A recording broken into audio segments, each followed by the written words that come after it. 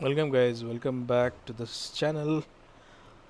Well, actually, I wanted to talk to you about the why the voting is important.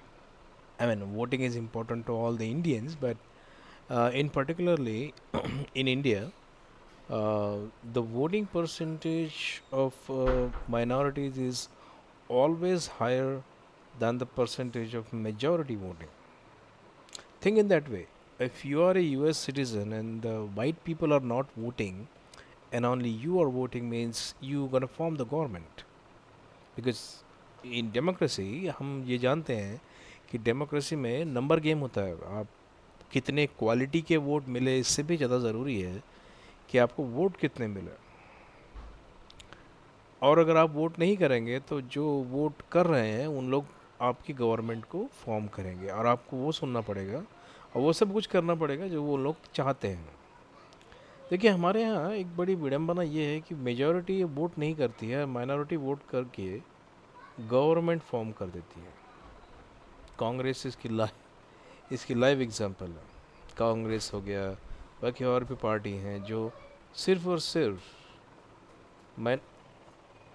Minority vote पे ही सब टिके हुए हैं। और ये कहना गलत नहीं होगा कि आज अगर हम नहीं जागे तो ये माइनॉरिटी अपने हिसाब से किसी को भी वोट देंगे और एक दिन हो सकता है कि ये संविधान बदल के कह दें कि अब वोट करने की ज़रूरत ही नहीं है। इस बात को इस तरह से समझिए कि इस पूरे पूरे प्लानट पे जहाँ जहाँ हिंदू मेजॉरिटी में हैं वहीं पे सिर्फ आपको डेमोक्रेसी मिलेगी और हिंदू और क्रिश्चियन। लेकिन उनके देश में एक बार आप माइनॉरिटी में आ गए तो आप माइनॉरिटी से मेजॉरिटी में आने के लिए आपको पता नहीं कभी हो भी पाएगा कि नहीं, क्योंकि एक एग्जांपल मैं देता हूँ आपको। ईरान को ले लीजिए। ईरान कभी पर्शिया लोगों का घर था जहाँ पे मुस्लिम्स एज ए शरणार्थी आए, फिर माइनॉरिटी में रहे, फिर माइनॉरिटी के बाद मेजॉरिटी में आए और जैसे ही वो मेजॉरिटी में आ गए उन्होंने सब कुछ बदल के इस्लामिक स्टेट बना दिया। हम लोग अभी भी मेजॉरिटी में रह के हिंदू राष्ट्र की बात करते हैं, सिर्फ बातें करते हैं। अभी तक हमने अपने आप को हिंदू राष्ट्र घोषित नहीं किया है। लेकिन यकीन मानिए कि अगर ये मेजर माइनॉरिटी जो है ये 14% से जिस दिन 25 से 40% हो गई उस दिन हमें अपने देश को हिंदू राष्ट्र छोड़िए डेमोक्रेसी मेंटेन करने में भी तकलीफ़ होगी। क्योंकि एक बात हमेशा हम लोग को ये समझनी पड़ेगी कि इस्लाम में कभी डेमोक्रेसी नहीं है। आप किसी भी इस्लामिक कंट्री में जाइए वहाँ कहीं भी डेमोक्रेसी नहीं है। वो इसलिए डेमोक्रेसी का खेल खेल रहे हैं अभी क्योंकि मेजॉरिटी पब्लिक जो हिंदू है वो आज भी डेमोक्रेसी पे यकीन रखता है। और अगर डेमोक्रेसी नहीं रहेगी तो यहाँ पे सिंपली इस्लामिक राज आ जाएगा। अभी हमें तय करना है कैसे। अगर आप देखेंगे कि किसी भी यू नो देश में जो मेजॉरिटी पब्लिक है जिस दिन वो मेजॉरिटी पब्लिक वोट करना बंद कर देती है या कम कर देती है उसके बहुत ही भयानक परिणाम होते हैं। इसका एक लाइव एग्जांपल एक है मेरे पास और वो है इंडोनेशिया। इंडोनेशिया में पहले बौद्ध धर्म के लोग रहते थे, मेजॉरिटी में थे। लेकिन धीरे धीरे उन्होंने अपनी मेजॉरिटी होने का जो एक आपका कर्तव्य होता है वो कभी भी उन्होंने पूरा नहीं किया। लोग चुनाव के दिन छुट्टी मनाने चले जाते हैं, चुनाव को वोट नहीं डालते हैं। देखिए उन लोगों की गलती का परिणाम सबको भुगतना पड़ेगा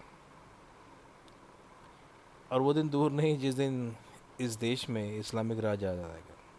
और एक बार आ गया, आज जैसे इंडोनेशिया में पूरी तरह इस्लामिक है, आज बुद्ध लोग कितने भी कोशिश कर रहे हैं वहाँ पे बुद्धिज़्म का राज कभी भी नहीं आ पाएगा। इसलिए मेजॉरिटी को मेजॉरिटी रखना और मेजॉरिटी को मेजॉरिटी की जैसे रहना अगर आप चाहते हैं, हम सब चाहते हैं, ऐसा नहीं कि हम नहीं चाहते, हम सब चाहते हैं। हिंदू एक अलग अलग प्रांतों में बटा हुआ है, अलग अलग कास्ट, क्रीड, रीज, रीजन सब में है, लेकिन है वो हिंदू ही। आप साउथ में ले लें, नॉर्थ में ले लें, ईस्ट में ले लें, कहीं भी ले लें आप, अगर हम एक नहीं रहे तो याद रखिए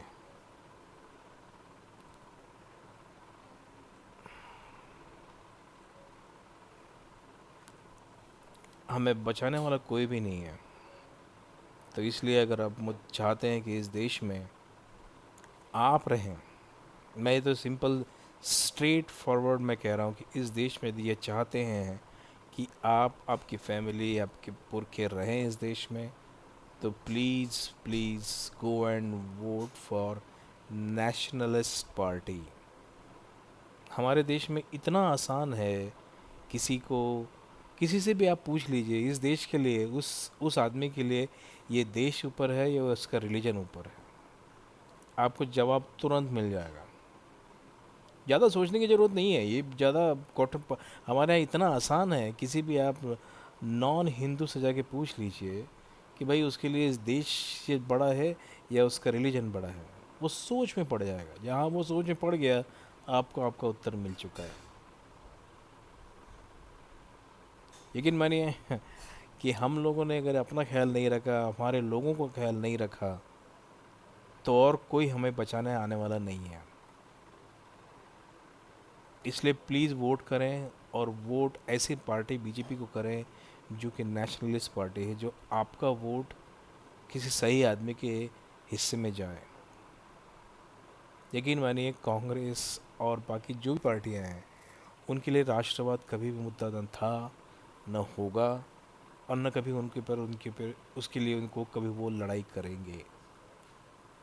उनको सिर्फ और सिर्फ माइनॉरिटी का ख्याल है, क्योंकि उन लोग वोट देते हैं। आज आप यदि वोट नहीं देंगे तो उनका वो यकीन हमेशा के लिए यकीन में बदल जाएगा कि हिंदू कभी भी वोट नहीं देता। हिंदू को जगाने के लिए हमें पुलवामा जैसे अटैक करने पड़ते हैं। क्या हम प्याज और पेट्रोल में इतने खो जाते हैं कि इनकी अगर किसी ने रेट कम कर दिया, किसी ने 200 ग्राम बिजली फ्री में दे दी, तो क्या हम उसको वोट दे देंगे?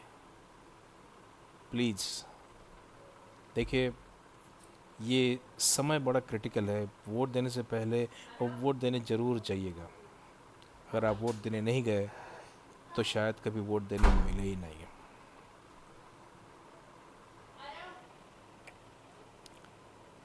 Thank you guys.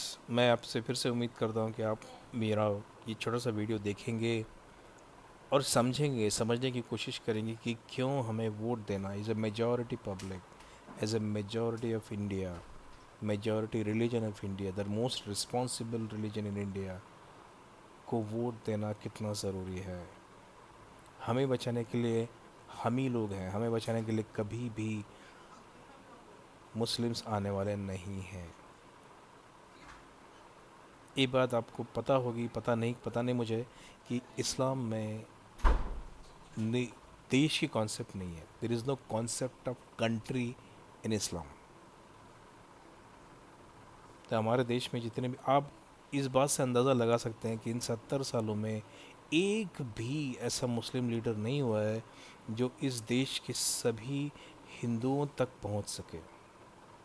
हमारे हिंदू लीडर हुए हैं जो वो मुस्लिम वोट करते रहते हैं, लेकिन क्या ऐसा रीज़न है, क्या कारण है कि एक भी मुस्लिम लीडर इंडिया में इन 70 सालों में ऐसा मुस्लिम लीडर नहीं हुआ जिसके नाम पे आप वोट दे सकें?